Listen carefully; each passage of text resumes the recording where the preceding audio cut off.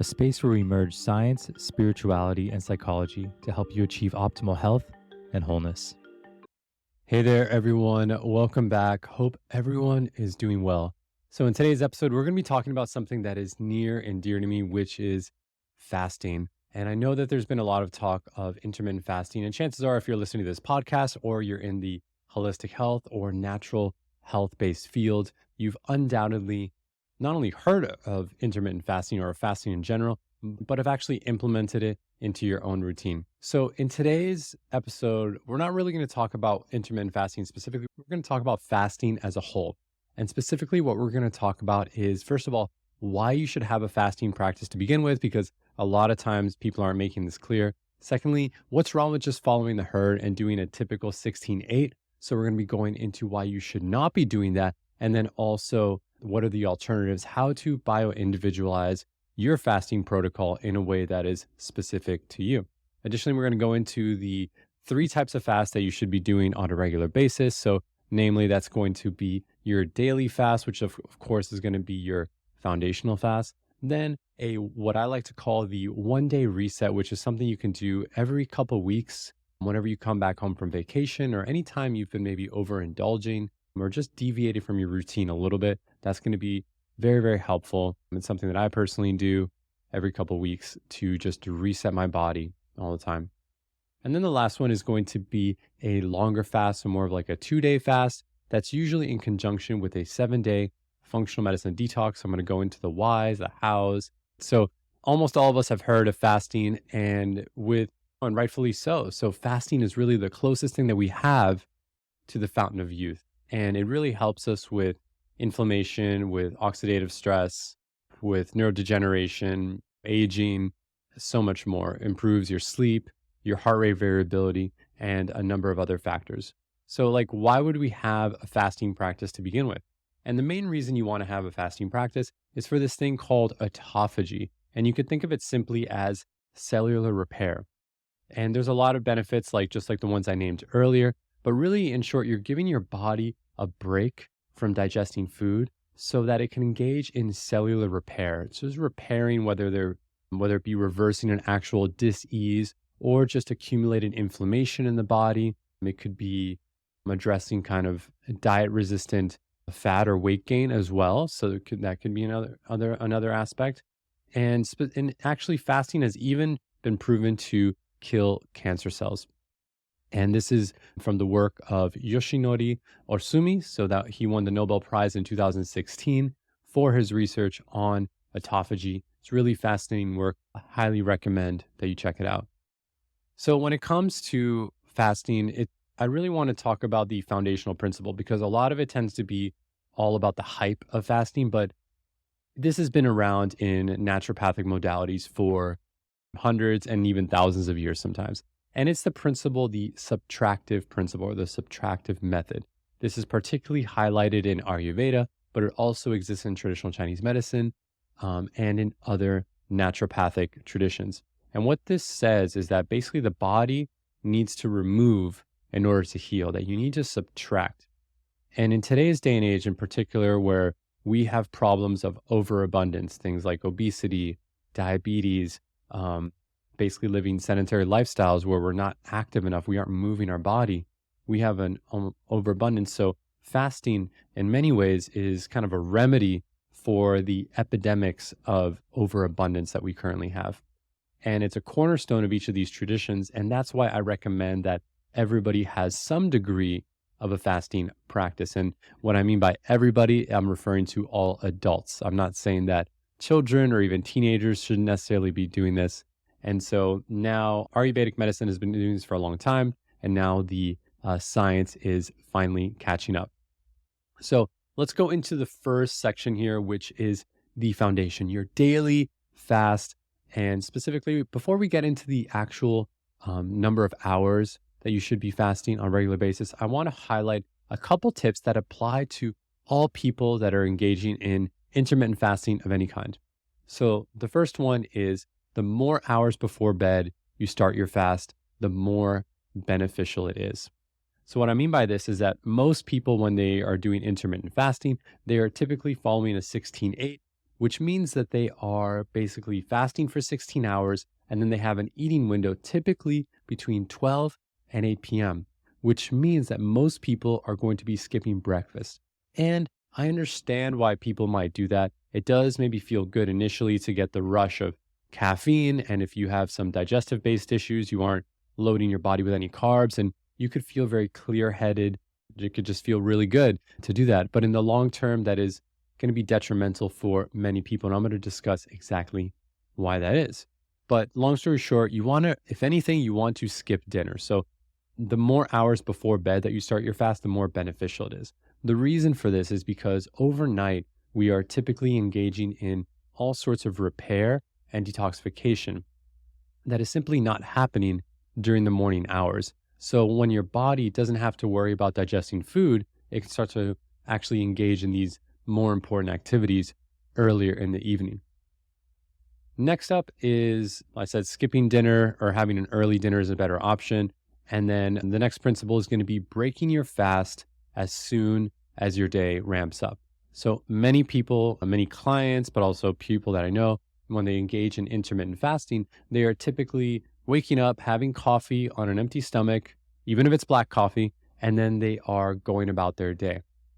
The problem with this is that when you are introducing stressors, whether they be work stressors or family stressors, could be preparing the kids for school or just getting to your job or a recurring meeting you have with your boss, you are typically inviting stress hormones into your body. When you have coffee on an empty stomach, you are spiking your heart rate, which then spikes your blood sugar. So you aren't even necessarily in a fasted state anymore. And then you're spiking cortisol. So this has a cascade effect over time where your body feels fundamentally unsafe. This emphasizes that if you started your fast earlier, you could also break it earlier, meaning you could break it in the mid-morning before your day really ramps up. So that's kind of my spiel there. This applies for everyone. That's a kind of a foundational principle for all of us to remember. So I'm going to break up the daily fast into two main camps. The first camp is going to be the Vata or the ectomorphic body type. So if you do want to know your dosha or your Ayurvedic mind body type, I recommend using the Chopra quiz. You can just type into Google Chopra dosha quiz and you'll find it right there. And for the purposes of fasting, you're going to be using your first dosha. So most people are dual dosha. So it's like a hyphenated. I am Vata Pitta. So in my case, I'm just using Vata. All right. So for the more ectomorphic body type, this is somebody who is on the slimmer end. When they're out of balance, they tend to lose weight, specifically muscle mass. They tend to skew towards anxiety and nervousness rather than, let's say, depression or anger. This is somebody who is hypoglycemic, so tends to have low blood sugar, and then they also tend to lose weight easily, right? So for them, I'd recommend starting out with a 12-hour fast. So that would be 7 p.m. to 7 a.m., and then maybe working up to a 13 or 14-hour fast. The reason for this is because this body type tends to be a little bit more catabolic, where their body breaks down quite easily. So they can get into that stage of autophagy a little bit easier than other body types. Additionally, if just like exercise, fasting is a stressor on the body. So when you overdo it, you actually may move into a survival-based state. It might actually spike your cortisol. And then that's not even including whatever else is going on in their life. So 12 to 14 hours, maybe starting with 12. And then, if let's say you consistently start your fast earlier and you have a good morning routine and all of that, then maybe 14 would be a good place to move. I personally do about 13 to 14 hours per day, and that works really well for me. Another thing to keep in mind is that the first stage of autophagy is at the 12-hour mark. The second stage is at 18 hours. We're going to talk about that with the next fast, but keep in mind that we're not getting a whole lot of benefit for going the extra mile, let's say going to 16 or 17 hours. So really 12 to 14 is really kind of where most people should be at. But yeah, so anyways, we'll go into the other bucket of people, which is more of the Pitta and Kapha body types. So Pitta body type, more athletic build, can gain weight or lose weight depending on their desire, more of that V taper, athletic builds, etc. Kapha body type tends to be someone who gains weight a little bit more easily. In terms of personality, tends to be on the sluggish, more depressive end, tends to be very mild-mannered, really calm, etc. And I just want to reiterate that every body type has its advantages. There are literally no bad body types. So I just want to make that abundantly clear. So for the Pitta and Kapha body types, they may benefit more from a 14 or a 16-hour fast. So I would start with probably, once again, that 12, 13-hour window. So start with a 12 to 13 hour, build up to 14 hours. And then if you want to stretch it, and if you're disciplined with the timing, meaning if you consistently eat dinner at, let's say, 6 o'clock at night, well, yeah, you could probably fast until 10 a.m. because your day is maybe just ramping up, or maybe you have a mellow morning, you're just responding to some emails, or you're doing your work, or maybe a fasted workout that you want to get in the morning. So you could absolutely do that. Is there a time and place where you can go, let's say, all the way to noon? And the answer is yes, that is certainly possible, but you want to be mindful of, for example, your caffeine consumption, your stress levels in the morning, and yeah, and just what your life design generally looks like. If your mornings are very demanding, I would really advise against fasting for the entire morning. It's just not going to be a good idea. So next up, I want to just discuss, those are the two types of buckets. Basically, most people are going to be in that 12 to 15, 14, 15 hours. And then for those of you that are more experienced in fasting and want to take it to that next level, but you certainly don't have to. You can do up to that 16 hours, right? But ideally, ending the fast or breaking the fast a little bit earlier than noon. So I want to go into what is wrong with just following the standard 16-8. And so when I say a 16-8, typically we're talking about an eating window of between noon, 12 p.m. to 8 p.m. and then fasting for the remaining 16 hours. The reason this is problematic is because for many people, they do have very demanding mornings, and they're also typically having coffee on an empty stomach.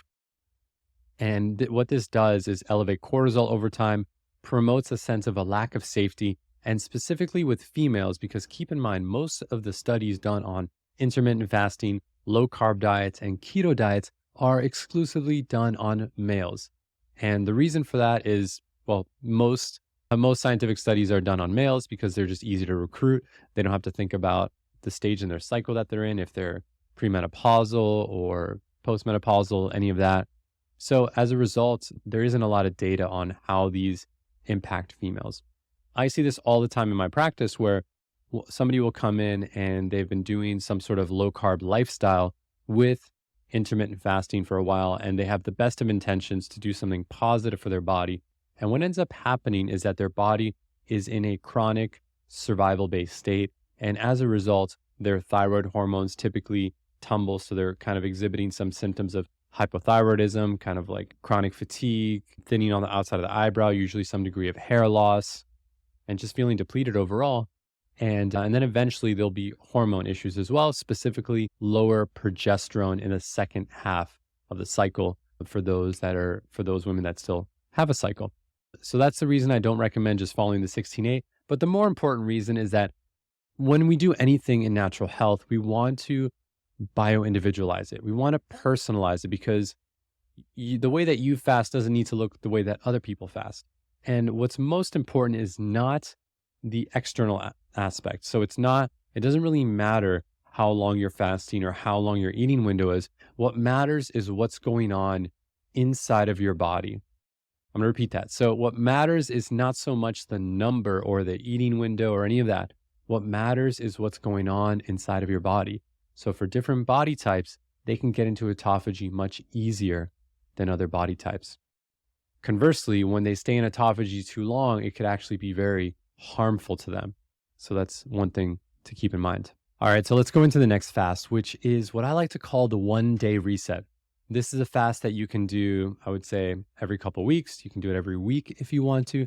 Really depends on your lifestyle and how often you deviate from your typical protocol. I like to use this one when I come back from vacation and I can't exactly do a functional medicine detox right away because I'm just getting back into my week, and that would just be like another thing that I would have to manage. You could also do it, I would say, after traveling, just when you've been overindulging for any particular period of time. Let's say you went out over the weekend and had a couple flex meals, etc. What this fast does is it basically engages in the second phase of autophagy. I said the first phase of autophagy is going to be at the 12-hour mark. The second phase is going to be at the 18-hour mark. Once again, I'm not a huge proponent of the 16-hour fast because it is stressful on the body, but it doesn't reap much more benefit than doing a 12 or a 14-hour fast, which a lot of people aren't aware of. So what you're going to do is the following. So you're going to have dinner. Let's say I do it from Sunday to Monday. So Sunday night, you have dinner at, let's say, 6 p.m. And then you're going to be fasting all the way until 6 p.m. on Monday. Are you just going to have nothing? No. What you're going to be having, you have two options. So firstly, you could use something called the daily nutritional support. I'm going to put a link to it in the show notes. It is a multivitamin, multimineral, vegan protein. And what you're going to do is have one scoop every 3.5 hours until 6 p.m. So that's going to end up being about 3 to 4 scoops, depending on, when exactly you wake up. And you're just going to have that ideally with water, and you're going to be drinking a lot of water and fluid throughout this time. So you can have herbal tea, ginger tea. You could technically do more of these like kind of cayenne pepper, lemon, honey type detoxification beverages, but you don't need to at all. Just 3 to 4 scoops of that daily nutritional support over the course of the day. And then you're going to end or break your fast with a simple paleo meal, ideally around 6 o'clock. So I would say like some grilled fish or grilled poultry or just a totally plant-based meal with a lot of vegetables. So over 50% of your plate is going to be vegetables, no processed carbohydrates. So no rice, no bread. And then you're going to kind of basically have that early dinner and continue that fast up until the next day. So you're going to be having pretty much a light paleo style dinner or plant-based meal. And then you're probably going to get in another 4 to 5 hours of fasting, depending on when you go to bed. The other way to do this fast is using vegetable juices. So I didn't say green juices, I said vegetable juices. And the reason is because you don't want to spike your blood sugar too much. You want to use vegetable-based juices, may want to add some sea salt. So something like, a spinach, cucumber, celery with a little bit of lemon, something like that would work just fine. You can make it at home. Or for those of you that are very busy, maybe living in urban areas, you could just, purchase it from a juice bar chain or something like that, and then have those in your fridge ready to go. So the same rules apply. You're going to have that light dinner, ideally kind of just simply like a protein and all vegetables the night before. You're going to be fasting until bed, so 3 to 4 hours. And then the next day, every about 3 to 3.5 hours, you're going to have one serving of that juice. So about 16 ounces. So I would prepare, if you're going to buy it from just a juice bar or a juice chain, then doing 3 bottles of vegetable juice would be ideal.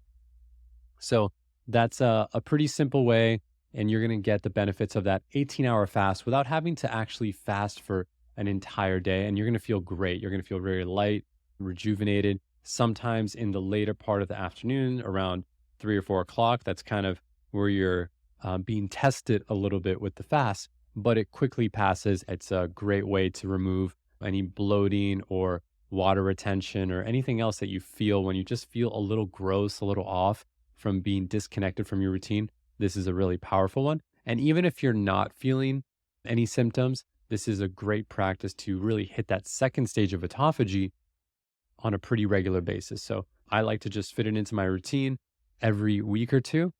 And I do mine on Mondays. I'm actually doing it right now. I don't know. It's a coincidence that I happen to be recording this podcast on a Monday, and I'm actually doing this fast. Okay. So the next one is going to be the quarterly fast. This is essentially going to be a 2-day fast. And in Ayurveda, they mention that every season you should do a 2 to 3 day fast. In my practice, I like to kind of amp things up a little bit further because not only do we want to get the benefits of the fast, we want to also detoxify, which most naturopathic traditions do have the concept of detoxification. So this is going to be a little bit trickier, and I'm going to have a podcast, which I will link down below in the future, specifically around doing the 7-day functional medicine detox. I currently have a webinar, which you can find on YouTube, called Detox 101. So if you search Detox 101, David Delgado, Mind Body Healing, you will find that webinar, and it goes into a lot of details and how to personalize the detox for you.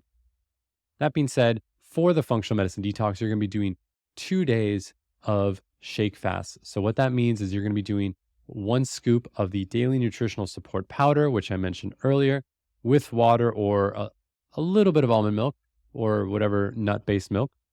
And that's going to be the only thing you're going to be having for 2 days. So what this does is it provides your body with phase 1 and phase 2 liver detoxification nutrients. And in addition to that, you are hypercaloric, you are not having a lot of calories, but you are not malnourished. So you're getting actually all the vitamins and minerals you need while being in autophagy, which is really important. This is where a lot of detoxes and fasts go wrong, is that they don't actually support the liver in cleaning out toxins from the body. So when your body is without food for a longer period of time, it can actually start to break down what's called necrotic tissue at a much faster rate than normal.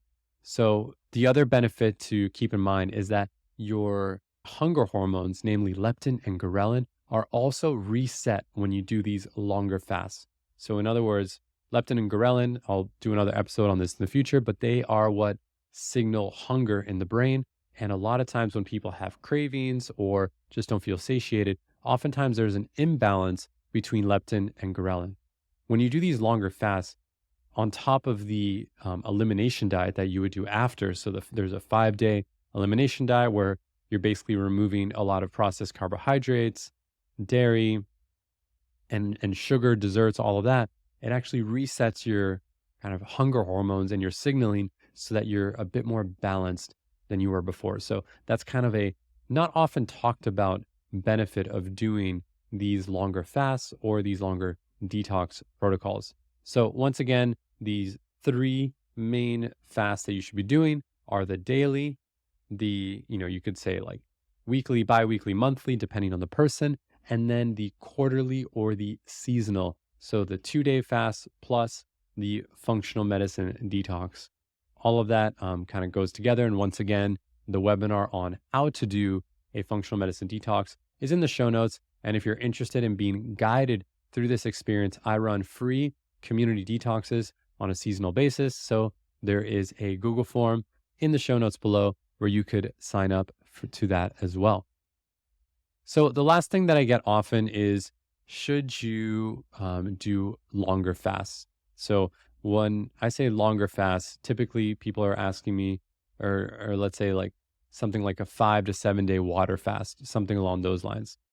Generally speaking, I would say that unless you have medical supervision, I would not do a fast that is over 3 days. I just wouldn't.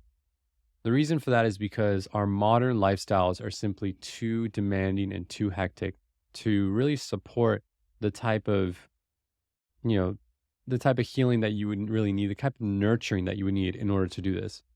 Another reason is that breaking these fasts could be very dangerous for someone who is untrained.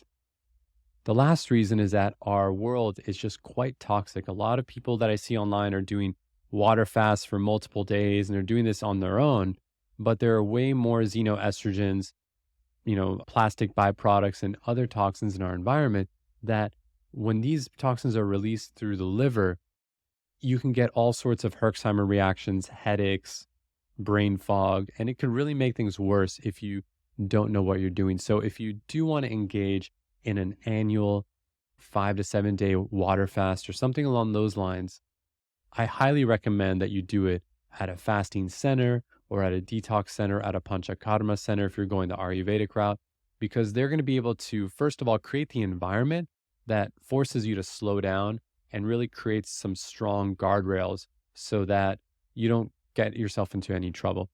Secondly, they're going to be monitoring your vitals the entire time. And then lastly, they're going to teach you how to break the fast in a safe way.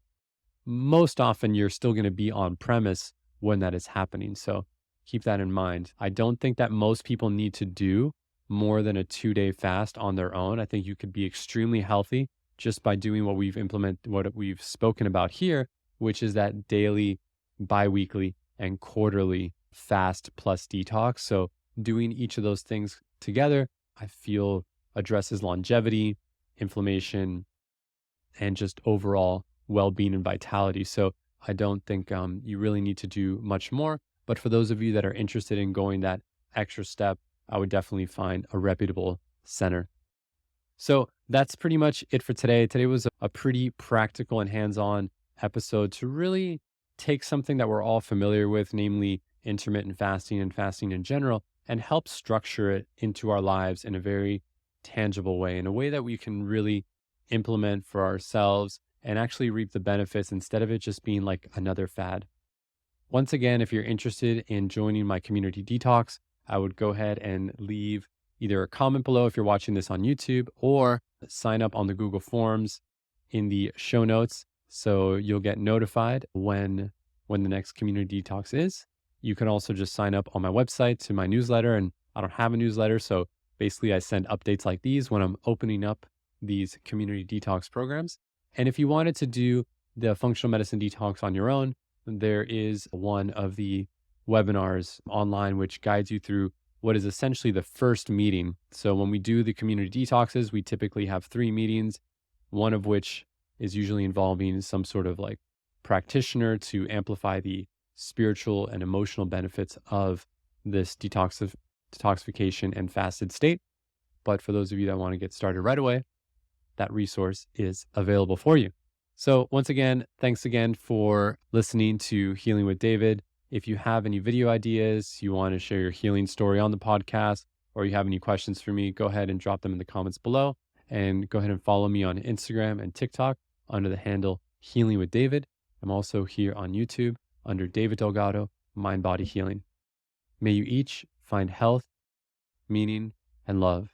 I'll see you in the next episode. Bye.